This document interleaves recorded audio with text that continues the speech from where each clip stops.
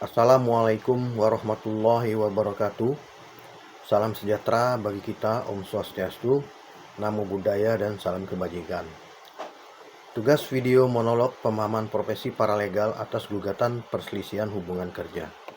Yang dimaksud hubungan kerja adalah hubungan antara pengusaha dan buruh berdasarkan perjanjian kerja yang mempunyai unsur pekerjaan, upah, dan perintah berdasarkan perjanjian kerja antara pekerja dan pengusaha. Adapun jenis pekerjaan sesuai Undang-Undang Nomor 13 Tahun 2003 Pasal 56 dan PP Nomor 35 Tahun 2021 Pasal 4 ada dua, yakni PKWT adalah jenis pekerjaan yang didasarkan jangka waktu atau selesainya suatu pekerjaan tertentu dan tidak dapat diadakan untuk pekerjaan yang bersifat tetap. Sedangkan PKWTT ialah jenis pekerjaan yang dapat diadakan untuk pekerjaan yang bersifat tetap atau tidak tetap, serta tidak ada jangka waktu selesai. Untuk durasi perjanjian kerja, sesuai PP Nomor 35 Tahun 2021 Pasal 6, Pasal 8, di mana PKWT, perjanjian kerjanya itu paling lama 5 tahun, sedangkan PKWTT tidak ada batas durasi perjanjian kerja.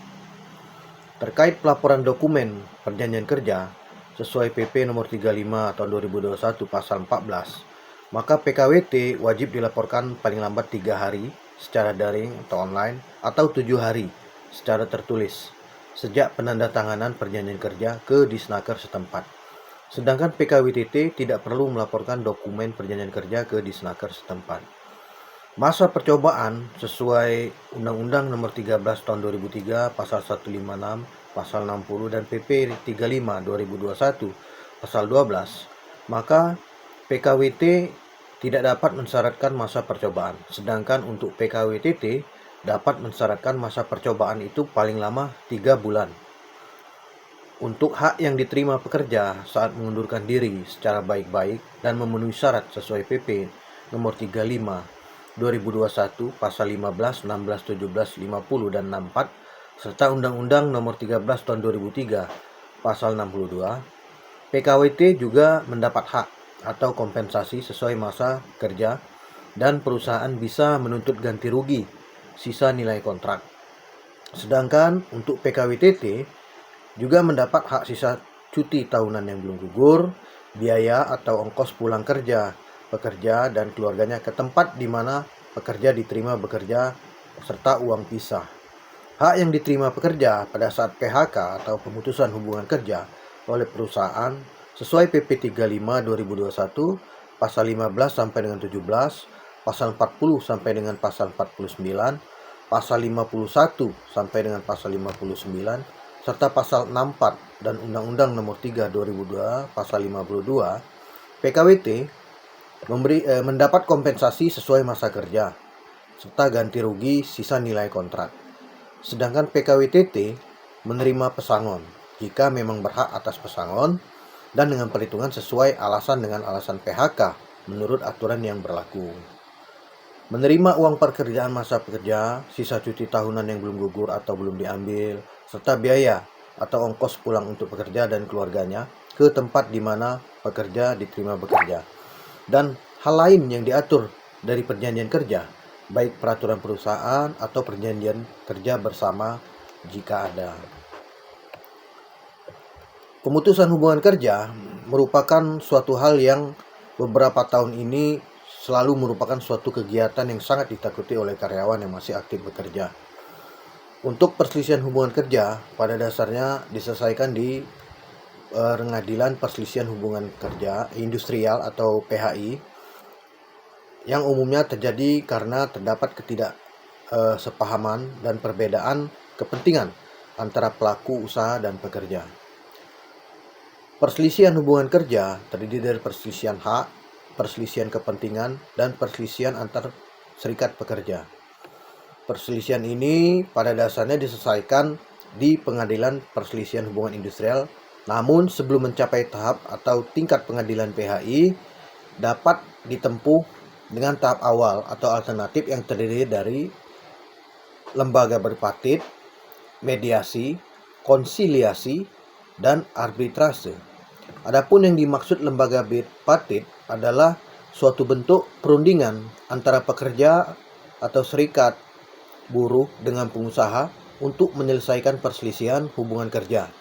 Penyelesaian secara musyawarah ini juga diamanahkan oleh Undang-Undang Nomor 13 Tahun 2003, Pasal 136 Ayat 1, yang menyebutkan bahwa penyelesaian perselisihan hubungan kerja wajib dilakukan oleh pengusaha dan pekerja atau serikat secara musyawarah untuk mufakat.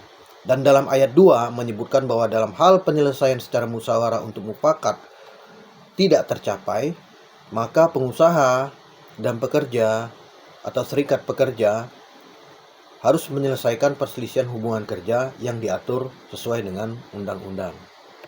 Lembaga bipartit terdiri dari wakil pengusaha dan wakil pekerja atau serikat pekerja. Jika dalam perusahaan belum terbentuk serikat pekerja, wakil pekerja di lembaga bipartit dipilih mewakili unit-unit kerja atau kelompok profesi.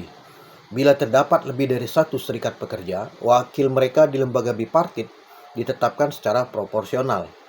Penyelesaian secara bipartit ini wajib dilaksanakan dan dibuat risalah yang ditandatangani oleh kedua belah pihak. Proses bipartit harus selesai dalam waktu 30 hari, dan jika melewati 30 hari, salah satu pihak menolak untuk berunding atau tidak mencapai kesepakatan, maka perundingan bipartit dianggap gagal. Jika perundingan mencapai kesepakatan, maka dibuat perjanjian bersama yang mengikat dan menjadi hukum bagi kedua pihak. Perjanjian bersama tersebut harus didaftarkan di Pengadilan Hubungan Industrial pada Pengadilan Negeri di wilayah para pihak yang mengadakan perjanjian bersama. Dan jika tidak dilaksanakan oleh salah satu pihak, maka pihak yang dirugikan dapat mengajukan permohonan eksekusi kepada Pengadilan Hubungan Industrial pada Pengadilan Negeri di wilayah perjanjian bersama didaftarkan. Yang kedua, mediasi. Mediasi adalah penyelesaian perselisihan hak, perselisihan kepentingan, perselisihan pemutusan hubungan kerja, dan perselisihan antar serikat pekerja hanya dalam satu perusahaan yang ditengahi oleh seseorang atau lebih mediator yang netral. Jadi mediasi ini merupakan lembaga yang berwenang dalam menyelesaikan segala jenis perselisihan. Penyelesaian perselisihan melalui mediasi ini dilakukan di bidang ketenaga kerjaan, kabupaten atau kota, atau dengan kata lain, yang menjadi mediator adalah pegawai dinas tenaga kerja. Berdasarkan Undang-Undang PPHI, selain perselisihan hak, pihak Dinas Tenaga Kerja selaku mediator terlebih dahulu menawarkan kepada para pihak yang berselisih untuk dapat memilih konsiliasi atau arbitrase.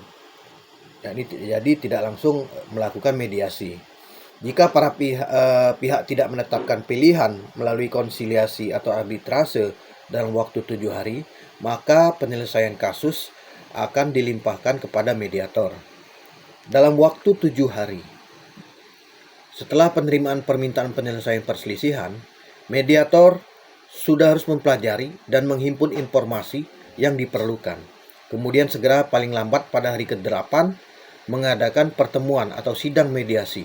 Untuk itu, mediator dapat memanggil saksi dan atau saksi ahli. Bila pengusaha dan pekerja serikat mencapai kesepakatan, kesepakatan itu dirumuskan dalam persetujuan bersama yang ditandatangani oleh para pihak yang berselisih dan diketahui oleh mediator. Bila pengusaha dan pekerja tidak mencapai kesepakatan, maka dalam paling lama 14 hari setelah sidang mediasi pertama, mediator harus membuat anjuran tertulis tersebut pada pihak yang berselisih. Harus sudah menyampaikan pendapat secara tertulis kepada mediator, menyatakan menyetujui atau menolak. Bila pihak-pihak yang berselisih menerima anjuran mediator, kesepakatan tersebut dirumuskan dalam persetujuan bersama. Bila anjuran tertulis ditolak, maka pihak yang mengajukan gugatan kepada pengadilan PHI setempat. Untuk itu, mediator menyelesaikan dokumen yang diperlukan dalam 5 hari kerja. Dengan demikian, seluruh proses mediasi diselesaikan paling lama dalam 40 hari kerja. Dan telah dijelaskan sebelumnya dalam perundingan bipartit, jika para pihak gagal menyelesaikannya secara bipartit, maka para pihak harus mencatatkan hal tersebut. Lalu instansi yang bertanggung jawab ketenagakerjaan setempat wajib menawarkan kepada para pihak untuk menyepakati memilih penyelesaian melalui konsiliasi atau melalui arbitrase. Yang ketiga, konsilator atau konsiliasi tadi, yakni adalah masyarakat yang telah berpengalaman di bidang hubungan kerja dan menguasai peraturan perundang-undang ketenagakerjaan yang ditunjuk oleh menteri melalui konsiliasi dan anjuran tertulis kepada pengusaha dan pekerja atau serikat pekerja untuk menyelesaikan perselisihan kepentingan dan perselisihan pemutusan hubungan kerja. Daftar konsiliator untuk suatu wilayah kerja biasanya disediakan di kantor pemerintah yang bertanggung jawab di bidang ketenagakerjaan. Atas kesepakatan para pihak yang berselisih, maka pengusaha dan pekerja atau serikat pekerja memilih dan meminta konsiliator dari daftar konsiliator setempat untuk menyelesaikan perselisihan mereka mengenai kepentingan atas PHK. Yang keempat, arbitrase. Arbitrase oleh arbiter berasal dari kata arbitrase Latin, arbitrate Belanda dan Prancis, arbitration Inggris yang berarti kekuasaan untuk menyelesaikan sesuatu menurut kebijaksanaan atau damai oleh arbiter atau wasit. Pasal 1 Undang-Undang Nomor 30 Tahun 99 tentang arbitrase adalah alternatif penyelesaian sengketa menyebutkan arbitrase adalah cara penyelesaian sengketa perdata di luar pengadilan yang didasarkan pada perjanjian arbitrase yang dibuat secara tertulis oleh pihak-pihak yang bersengketa. Sanusi Bintang mengutip pendapat R. Subekti yang mengartikan arbitrase adalah penyelesaian atau pemutusan untuk seorang hakim atau para hakim didasarkan persetujuan bahwa para pihak akan tunduk atau mentaati keputusan yang diberikan oleh hakim yang mereka pilih atau tunjuk tersebut. Arbitrase adalah penyelesaian perselisihan oleh seorang atau 3 orang arbiter yang atas kesepakatan para pihak yang berselisih diminta menyelesaikan perselisihan kepentingan, perselisihan PHK, dan perselisihan antar serikat pekerja. Dalam pihak yang berselisih memilih 3 orang arbiter dan paling lambat 7 hari sesudah itu, kedua arbiter tersebut menunjuk arbiter ketiga sebagai ketua majelis arbiter. Dalam paling lama 30 hari sejak keputusan arbiter, salah satu pihak dapat mengajukan permohonan peninjauan kembali kepada Mahkamah Agung apabila 1. Surat atau dokumen yang diajukan dalam pemeriksaan diakui terbukti palsu. Yang kedua, pihak lawan terbukti secara sengaja menyembunyikan dokumen yang bersifat menentukan dalam pengambilan keputusan. Yang ketiga, keputusan arbitrase didasarkan pada tipu muslihat pihak lawan. Keempat, putusan melampaui kewenangan arbiter. Yang kelima, keputusan bertentangan dengan peraturan perundang-undangan. Proses hukum atau tahapan dan cara penyelesaian hukum pemutusan hubungan kerja pada dasarnya yaitu proses pengajuan gugatan di pengadilan hubungan industrial di wilayah hukum pengadilan negeri setempat, kemudian proses pemeriksaan perkara pada pengadilan hubungan industrial, putusan oleh majelis hakim pengadilan hubungan industrial. Demikian. Wassalamualaikum warahmatullahi wabarakatuh.